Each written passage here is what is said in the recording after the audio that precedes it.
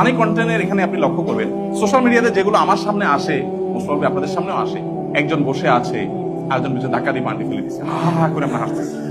এই ভিডিওগুলো আসলে মানে বেশিরভাগ ক্ষেত্রে একজন চেয়ার থেকে উঠে দাঁড়াইছে, আবার বসবে, একজন চেয়ারটা সরাই ফেললো, সে দপ করে পড়ে গেল, হা হা করে হাসি দিলাম, তাই না? আচ্ছা, আপনি চিন্তা করেন এটি কোনো সুস্থ বিনোদন? যতগুলো ফানি কন্টেন্ট আছে আপনি লক্ষ্য করে দেখেন, এগুলো সবগুলো কারো ক্ষতি করা, কারো 12টা বাজানো, কারো ডিস্টার্ব করা, কারো খুবই বিরক্তিকর কিছু করা, বাট ওটা দেখে আমরা হাসি পাচ্ছি এবং আমরা সবাই হাসছি। আমাদেরকে এমন ভাবে ডেভেলপ করা হয়েছে যে আমাদের অটোমেটিক হাসি চলে আসছে। তো এখন ফানি কন্টেন্টের নামে যা হচ্ছে এগুলো অনেক ক্ষেত্রে আমাদেরকে লুজার করছে।